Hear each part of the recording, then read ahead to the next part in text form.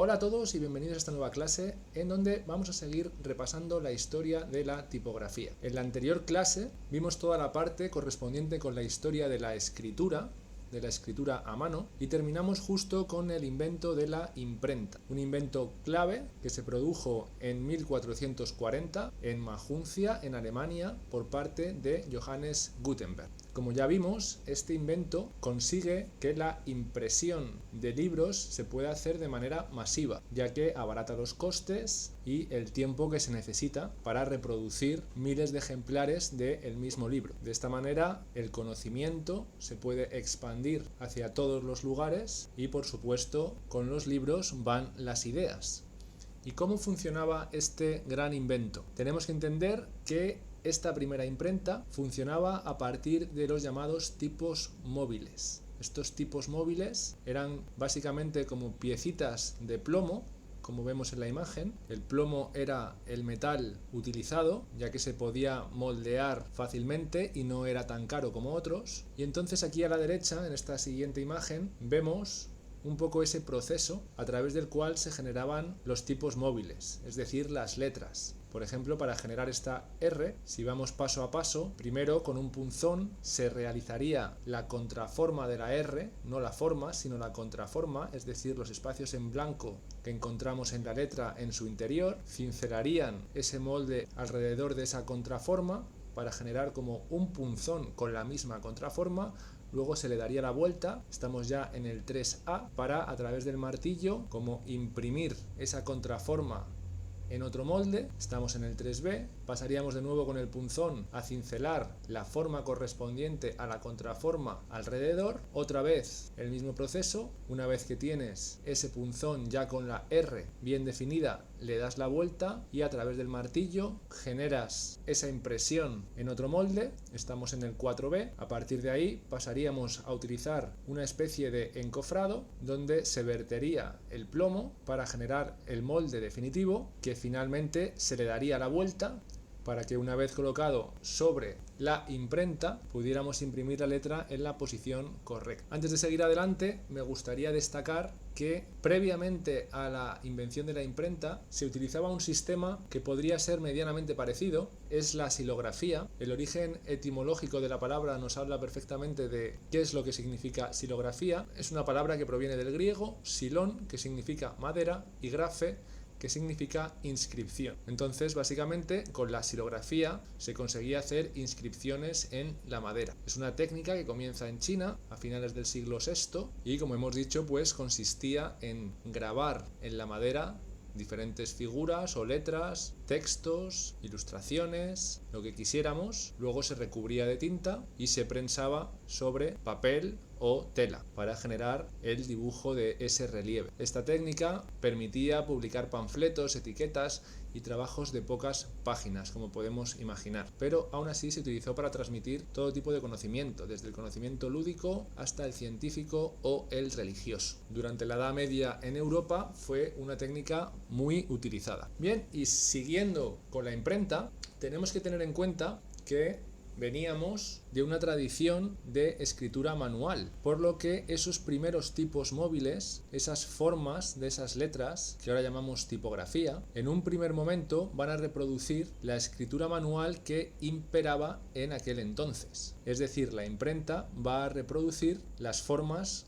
ya conocidas en ese momento y en ese lugar. Como hemos dicho, la imprenta se inventa en Alemania, en el centro de Europa, y en ese momento, a mitad del siglo XV, la forma de escritura que imperaba en Alemania era una caligrafía gótica, como la que vemos en la imagen, por lo que los primeros tipos móviles fueron realizados con estas formas. De ahí que el primer libro impreso con la imprenta de Gutenberg sería la conocida como Biblia de 42 líneas. A esta Biblia también se la conoce como la Biblia de Mazarino o Biblia de Gutenberg, y se la llamó así porque cada página constaba de 42 líneas. Como hemos dicho, es el primer libro impreso con la imprenta de Gutenberg y simboliza el comienzo de la edad de la imprenta. Aquí a la derecha, en donde podemos ver una doble página de esta Biblia de 42 líneas y cómo todavía sobre las páginas impresas se realizaban ilustraciones, anotaciones, en una especie de forma mixta entre la caligrafía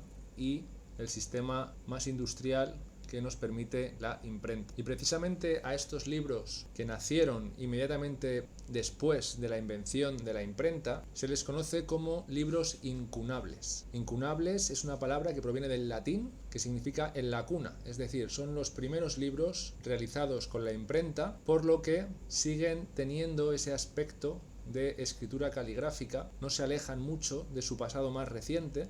Y como os decía, sobre las mismas páginas, una vez impresas, se podían realizar ilustraciones, anotaciones, dotando al libro todavía de ese aspecto artesanal. Bien, pues si seguimos hacia adelante, vamos a encontrarnos una evolución muy importante en los tipos móviles, es decir, en la tipografía, que va a pasar de usar esa inspiración de la escritura gótica a lo que vamos a llamar romanas. En este caso, la inspiración va a ser a partir de la caligrafía humanista, otro tipo de caligrafía que vimos en la anterior clase, que se produce a raíz de un nuevo movimiento cultural como es el Renacimiento y que por supuesto va a ejercer una influencia decisiva en el uso de la imprenta.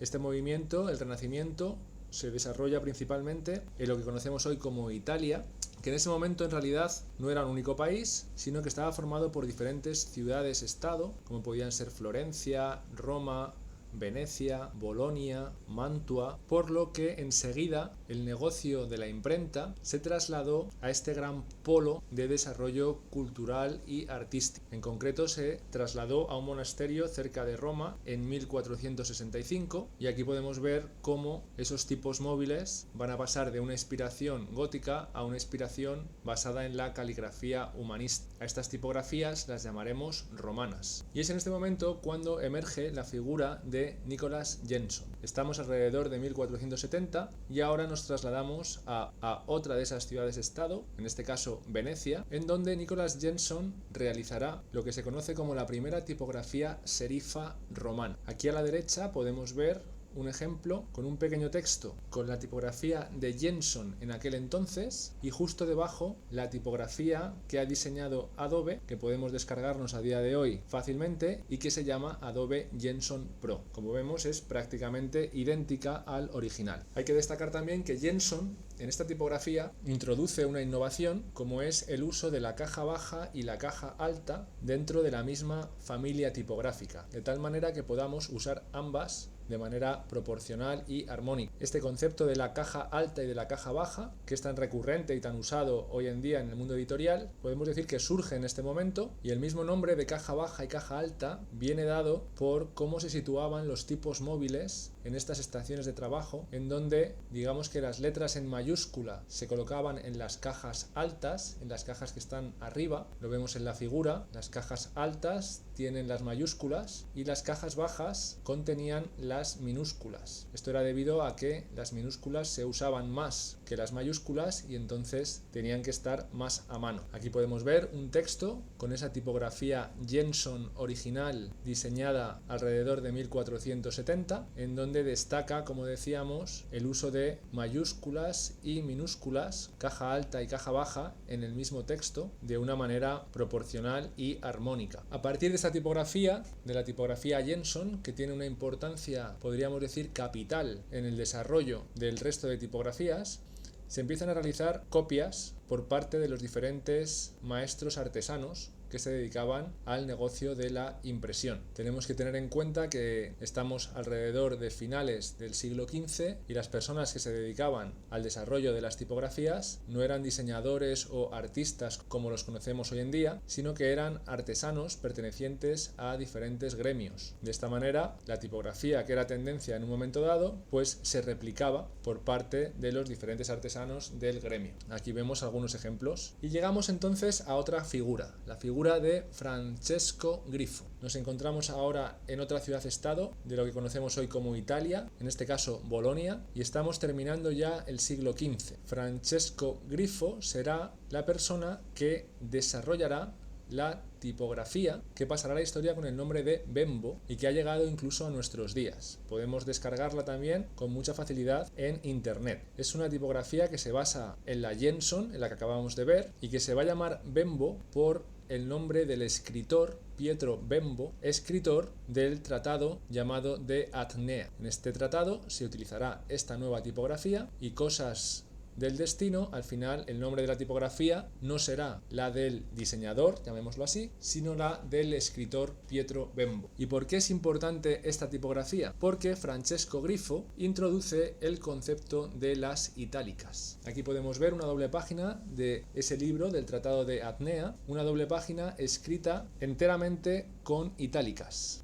El objetivo era básicamente ahorrar espacio y recursos económicos, ya que las tipografías itálicas son tipografías que son más condensadas, ocupan menos espacio en el eje horizontal, por lo que al final había que imprimir menos páginas y resultaba más barato. Este tipo de tipografía fue utilizada en ese momento para textos breves y más sencillos, dadas las características que os acabo de explicar. Y aquí nos encontramos con otro concepto que hay que manejar, que es el de las tipografías venecianas. Nos referiremos a tipografías venecianas, a todo este tipo de tipografías humanistas basadas en la Jenson, a las cuales también se las llama aldinas, ya que un impresor, un personaje llamado Aldo Manuccio, fue el que las hizo proliferar. Entonces, básicamente, cuando digamos tipografías venecianas, romanas o aldinas, nos estamos refiriendo a lo mismo, a estas tipografías humanistas que surgen en la segunda mitad del siglo XV